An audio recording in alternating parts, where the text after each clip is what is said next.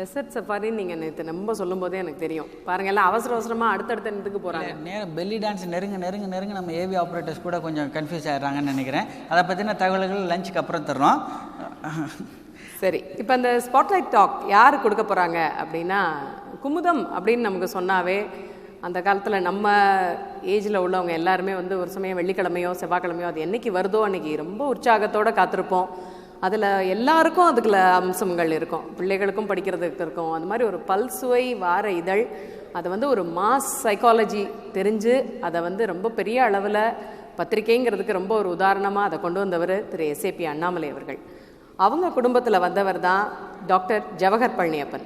Doctor Jawahar Palaniappan பற்றி நம்ம ரொம்ப பெருமைப்பட வேண்டிய விஷயம் முக்கியமாக என்னென்னா, அவரை பற்றிய பல பெருமைகள் உங்களுக்கு தெரிஞ்சிருக்கோம். முதல்லையும் சொன்னோம், நாங்கள் ஒருத்தரை பற்றி ஒரு நல்ல விஷயங்கள் சொல்லுவோம், இவர் ஒரு தொழில் முனைவர்னு சொல்லுவோம், அதுன்னு சொல்லுவோம், இதுன்னு சொல்லுவோம்.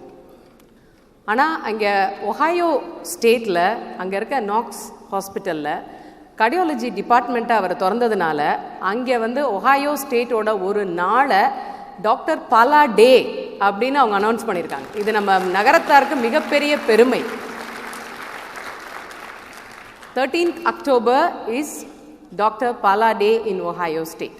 ஸோ அது வந்து ரொம்ப பெரிய விஷயம். அவர் இப்போ அந்த செஷனை, இந்த ஸ்பாட்லைட் டாக்கை இப்போ வழி நடத்தி இப்போ பேசுவாங்க. அவர்களை மேடைக்கு அழைக்கிறோம். அவங்கள கௌரவப்படுத்துவதற்காக திரு காசி அவர்கள், venue food and accommodation committee head, apple shipping Gaussian.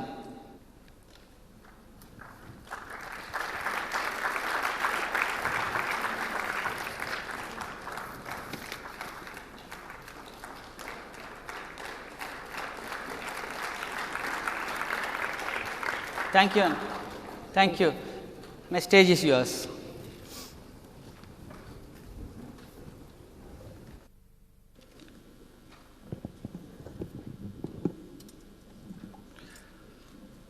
இன்று துபாயில் நடைபெறும் சர்வதேச நகரத்தார் வர்த்தக மாநாட்டிற்கு வருகை தந்திருக்கும் உங்கள் எல்லோரையும் வரவேற்று என் வணக்கத்தை மகிழ்ச்சியுடன் தெரிவித்துக் கொள்கிறேன்.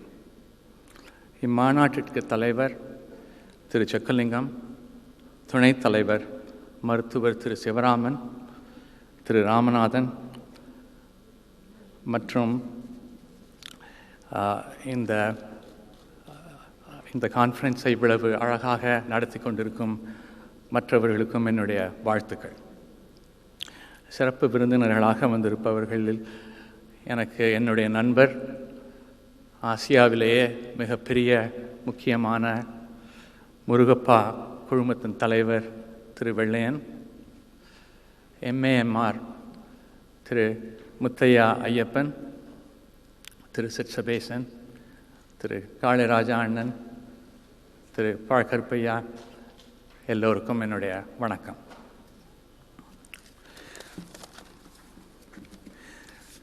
சுவரை வைத்துத்தான் சித்திரம் எழுத முடியும் என்ற அடிப்படையில் உடல் நலம் நன்றாக இருந்தால்தான் நம்மால் வெற்றி பெற முடியும்.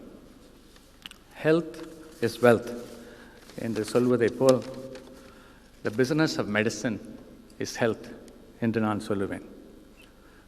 எவ்வளவு செல்வமும் சொத்துக்களும் இருந்தாலும் ஆரோக்கியமற்ற உடல்நிலை என்பது ஒரு சாபமாக அமைந்துவிடும்.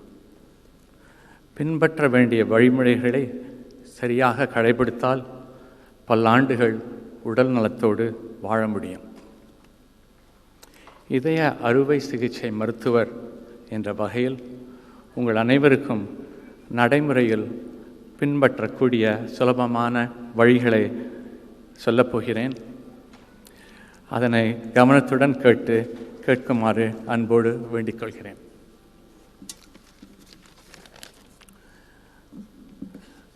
This is one of my favorite pictures of Chettinad. This could be anybody's house, anyone in the audience, this could be your house. The architecture, like someone had mentioned, is truly magnificent. Any culture in the world is measured by the glory and magnificence of their homes, houses, and buildings.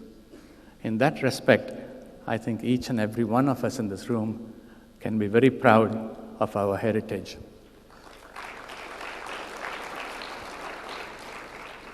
Each and every one of us was born in a palace.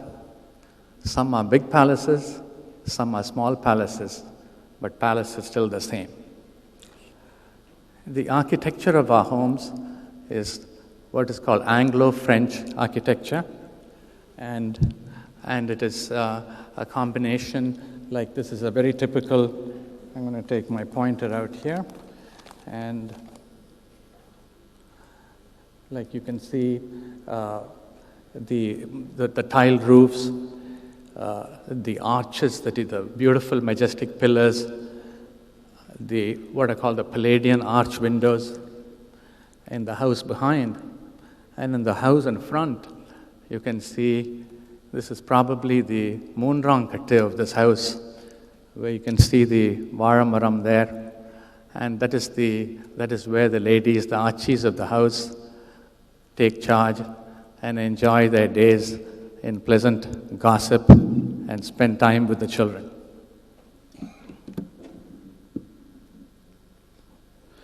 I've been in the United States for over 30 years, and I was fortunate that this was the time when coronary angiography, which is the angios, the angioplasties, balloons, stent placements, all this started.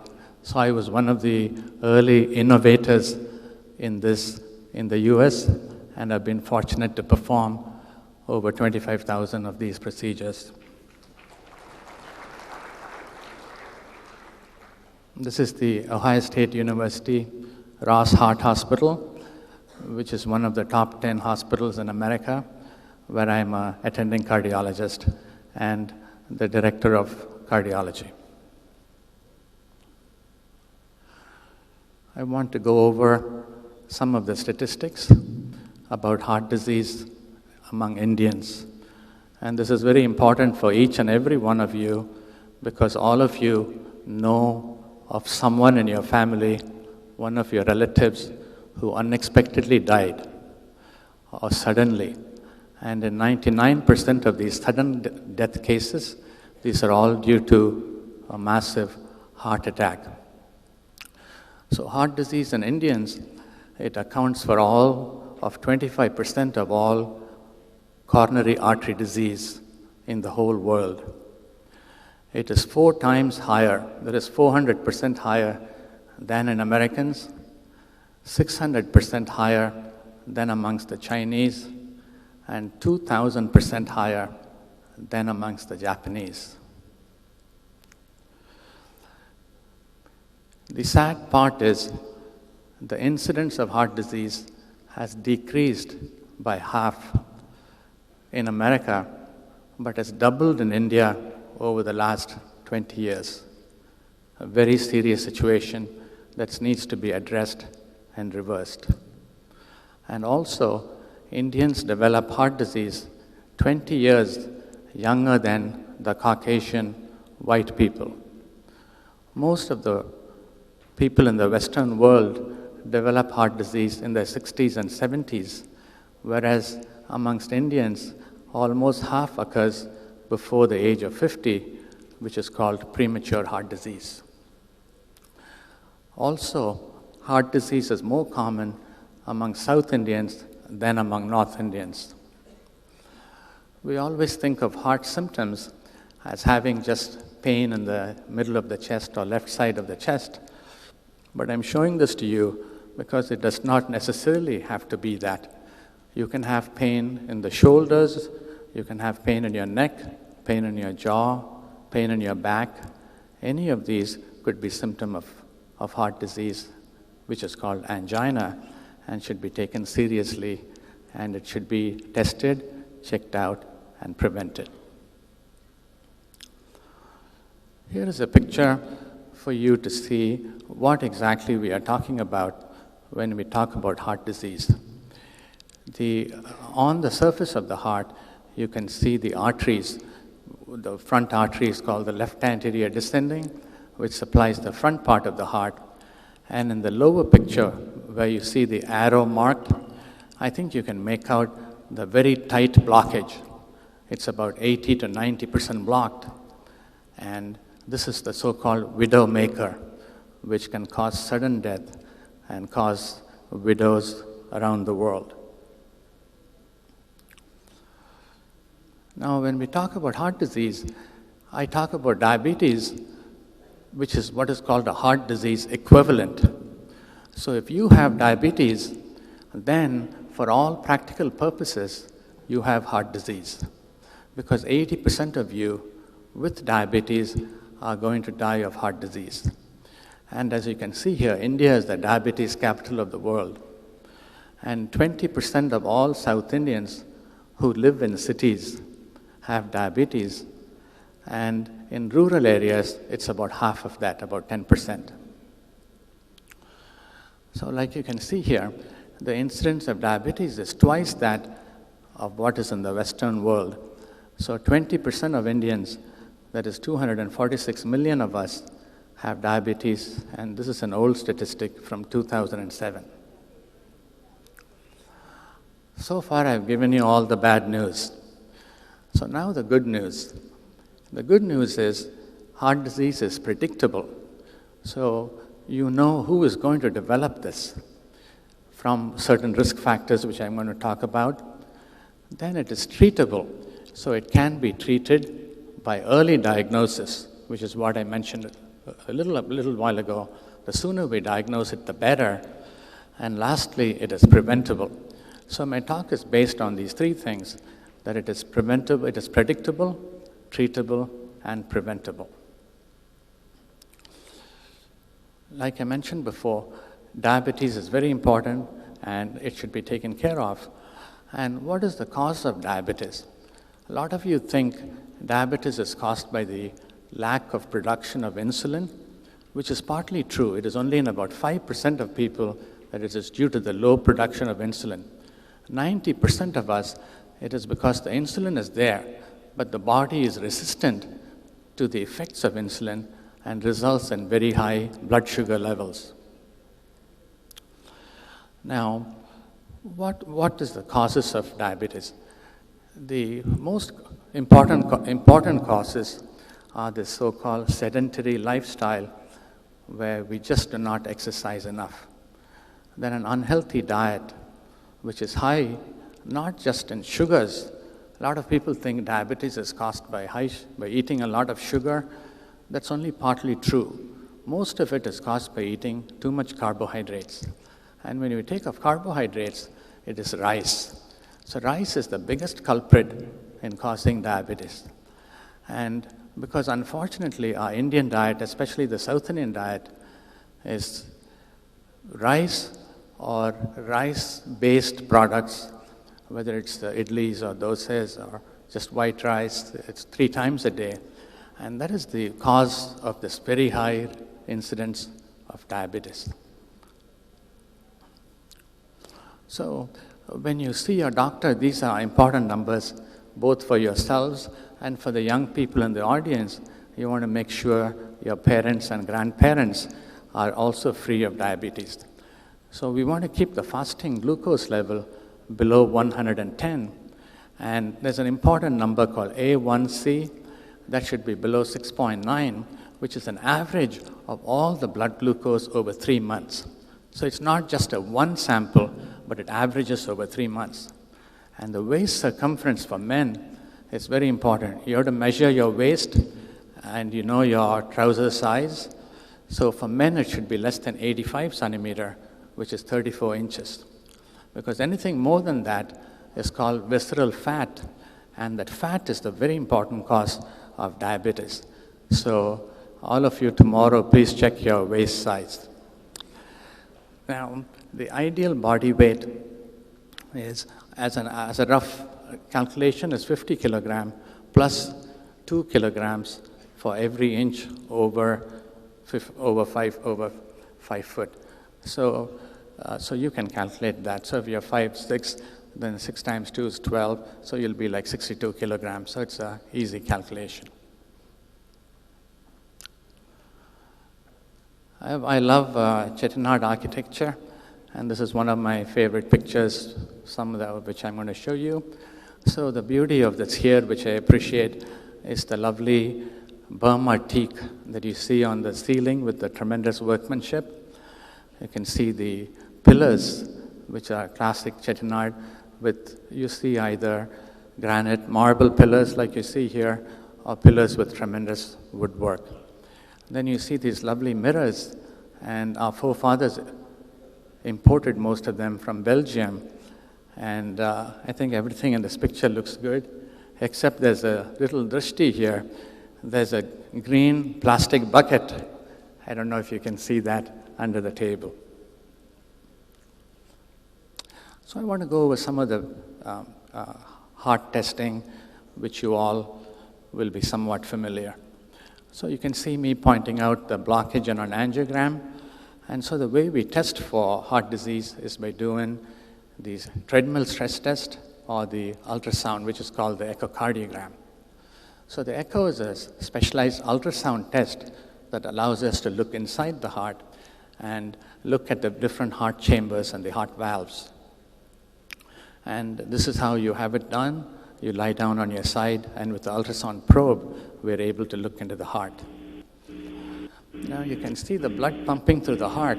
You can see the valves, what is called the mitral and tricuspid valves, and you can see the blood flow through the valves. And from this we diagnose if there is a weakness of the heart muscle or a leakage in one of the heart valves. The angio, or the heart catheterization, which is becoming very common now, is the most definitive test to find out if one has blockages and heart disease. And you can see in the picture that, especially in the top right picture, the balloon being done, and below that is a picture of me with my assistant performing an angio. Now this is, all of you have heard about angios, but I don't know how many of you have really seen one. So I want to take you with me to the surgery theater so we can perform an angiogram and a stent together. So here in this picture you can see the blockage in the top part of the right coronary artery. I think you're all able to see it, right? I'm not able to point it to you. So at the top, the wire that comes up, that is the catheter.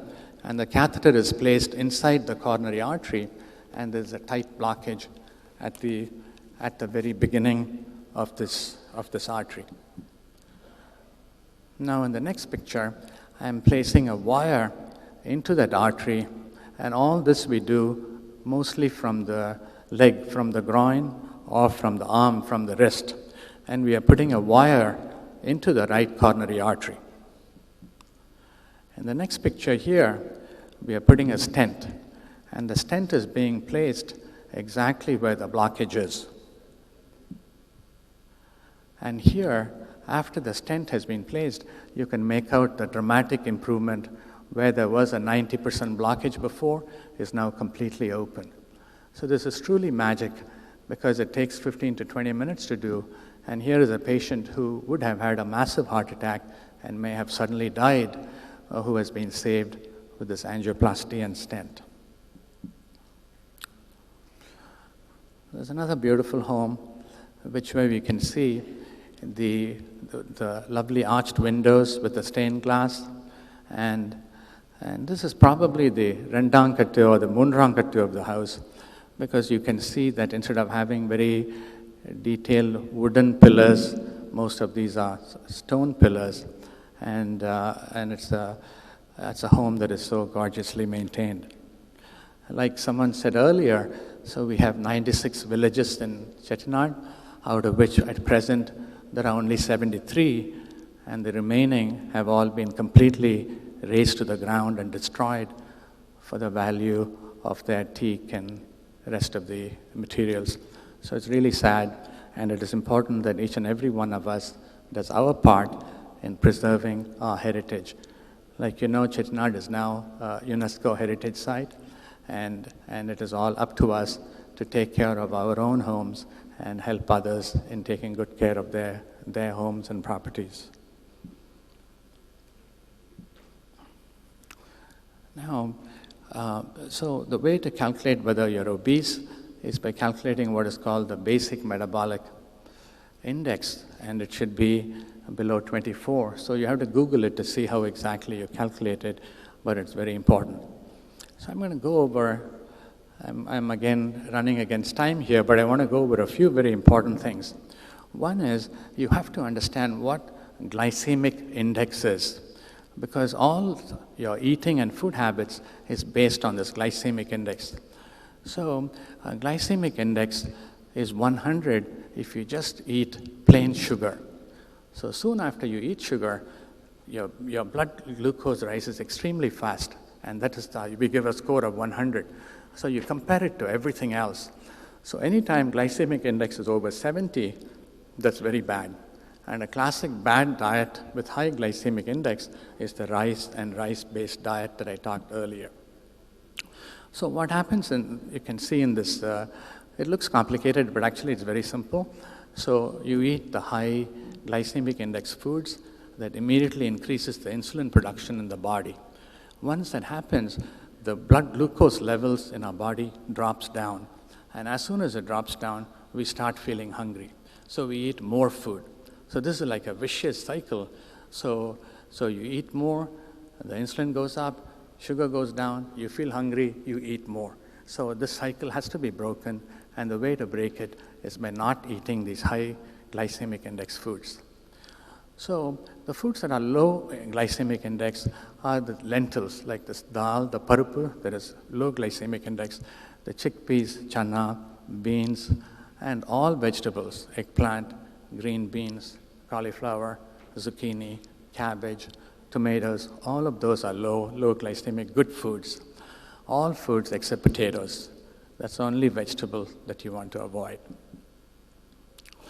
So how to be happy but eat a healthy meal? So we want to eat less idlis and dosas. Like you know, 80% of idli and dosa is rice, and 20% is this ulundambarappu, ulur dal. So 80% is all is rice-based. So what we want to do is we want to, instead of that, there are two ways. Either you can cut significantly down on rice and rice-based foods, or you increase the brown rice. Interestingly, basmati rice has much lower glycemic index and is better than the regular white rice. Then we can eat more chapatis and rotis, wheat upmas, multigrain bread.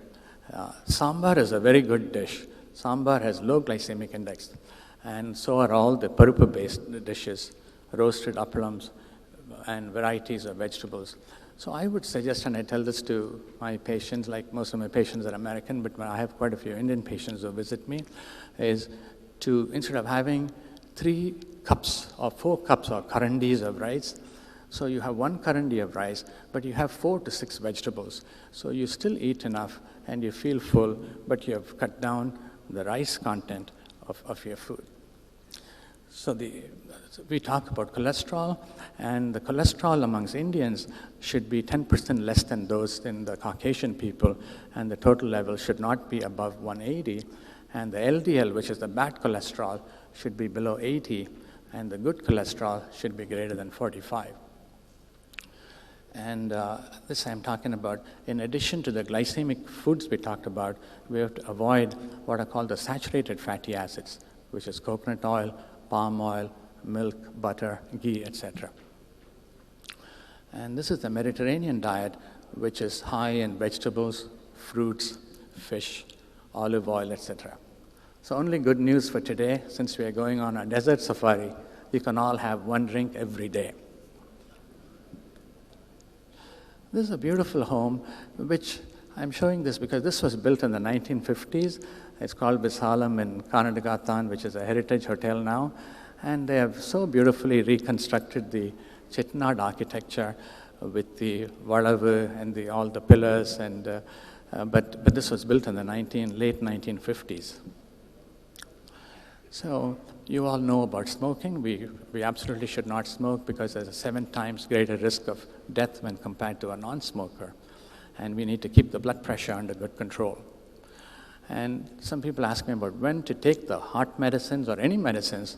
It's best taken when your stomach is empty, which is 1 hour before meals, or you can take it 2 hours after meals when your stomach is empty.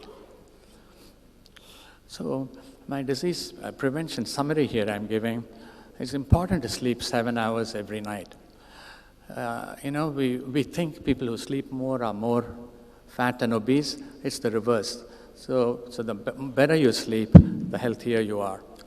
Then you need to walk for 36 minutes every day. A number of studies have shown that the ideal time for doing a brisk walk is 35 to 40 minutes.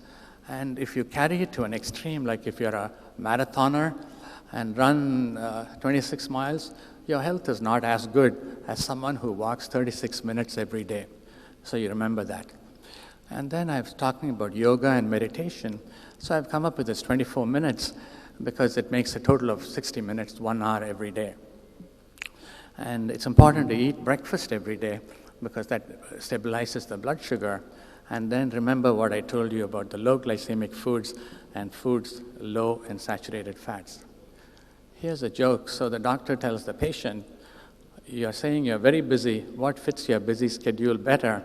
Do you want to exercise 1 hour a day, or you want to be dead 24 hours a day?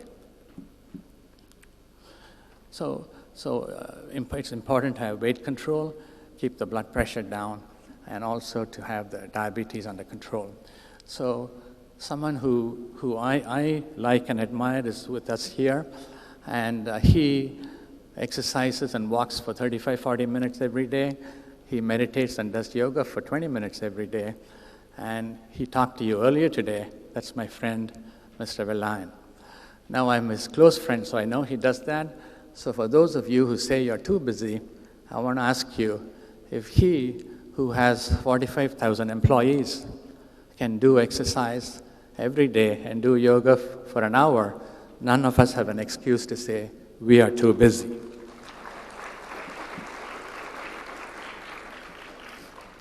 The most important, you have to choose your parents very carefully.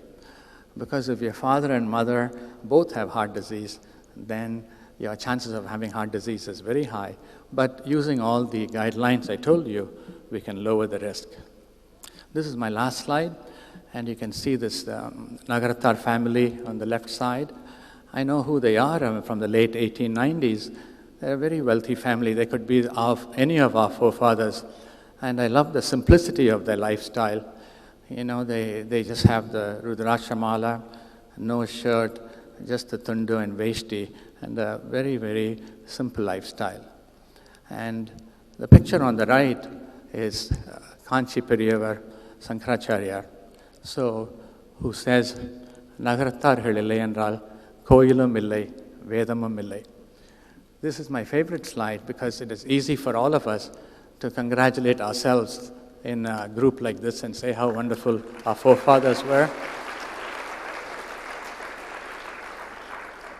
But what is most important, which I feel most proud about, it is not another Nagarathar who said this, but someone who was the holiest, most spiritual person.